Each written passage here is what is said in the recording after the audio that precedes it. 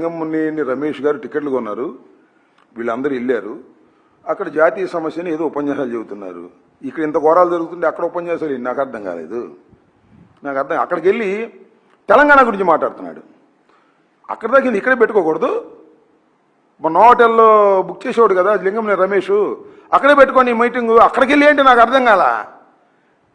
అసలు ఎక్కడుందో ఏం జరుగుతుందో పవన్ కళ్యాణ్ గారికి పార్టీలో ఏం జరుగుతుందో ఎవరికి అర్థం కావట్లేదు. మనకు అర్థం కాకపోతే వాళ్ళకు కూడా అర్థం కావట్లేదు. అది ఢిల్లీ వెళ్ళి అక్కడ మీటింగ్ పెట్టమేంటి అంటే లింగంనేని రమేష్ టికెట్లు కొన్నాడు కదా అని చెప్పి వెళ్ళిపోవడం ఎక్కడ పెడితే అక్కడికి నాకు అర్థం కాల.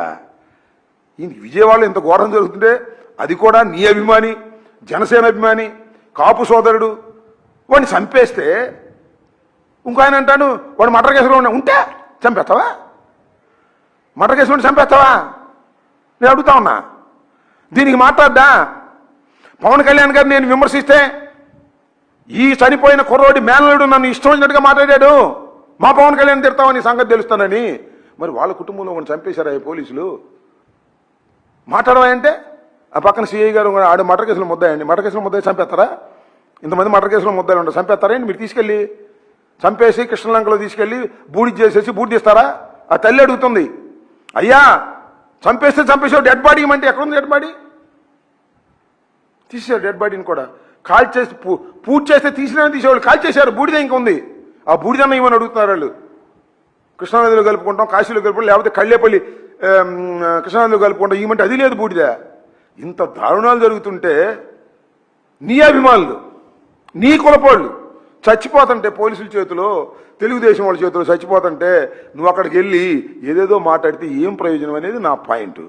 ఆయన దేశాన్ని ఉద్ధరించే బదులు, సమాజాన్ని ఉద్ధరించే బదులు, హిందుత్వాన్ని ఉద్ధరించే బదులు నీ అభిమానుల్ని ఉద్ధరించడానికైనా కనీసం ప్రయత్నం చేస్తే కాస్త ఏదైనా మంచి జరుగుతుంది తప్ప ఇలాంటి దారుణాలు జరుగుతుంటే ఇక్కడ కళ్ళు మూసుకొని అక్కడికి వెళ్ళి ఏదో మాటలు చెబితే మాత్రం జరగదనేది నా అభిప్రాయం.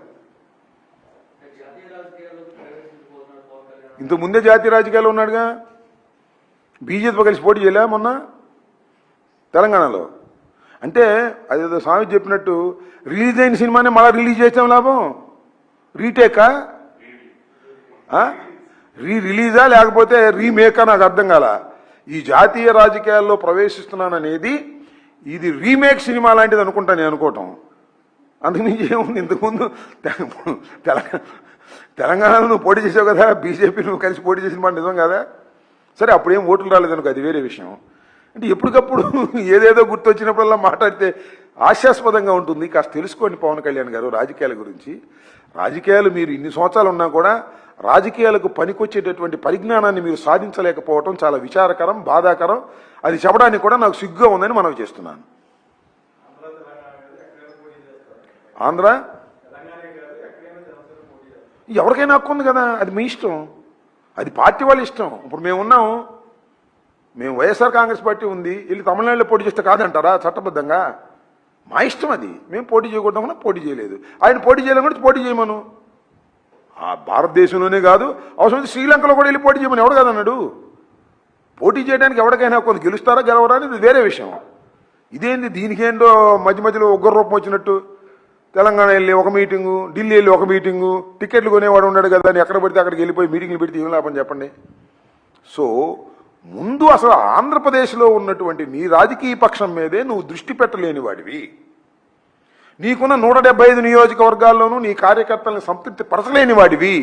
జాతీయ రాజకీయాల్లోకి వెళ్ళి ఏం చేస్తావు అని నేను అడుగుతా ఉన్నా. ఊరినే శాంపిల్గా అడుగుతున్నా, కోపం తెచ్చుకోవద్దు పవన్ కళ్యాణ్ గారు. మీకు 21 సీట్లు ఉన్నాయి, 175 సీట్లలో కడవై ఉన్నాయి. సరే వాళ్ళు మీరు ఏదో పొత్తు పెట్టుకున్నారు, కనీసం 175 సీట్లలో 21 సీట్లలో కాకుండా కడమా చోట్ల ఉన్నటువంటి జనసేన నాయకుల్ని నువ్వు కలిసేది లేదు, వాళ్ళ సాధక బాధకాలు వినేది లేదు, తెలుగుదేశం వాళ్ళు వాళ్ళ మీద రెచ్చిపోతుంటే మాట్లాడేది లేదు. నువ్వు జాతీయ రాజకీయాల్లోకి వెళ్ళి ఏం చేస్తావు నాకు అర్థం కాదు. ముందు నీ ఇల్లు నువ్వు చక్క పెట్టుకుంటే జాతీయ రాజకీయాల గురించి మాట్లాడటానికి అర్హత ఉంటుంది. నా ఇష్టం నేను మాట్లాడతానంటే వినేవాడు ఉన్నాడు కాబట్టి మాట్లాడుకో, మనకేం అభ్యంతరం లేదు.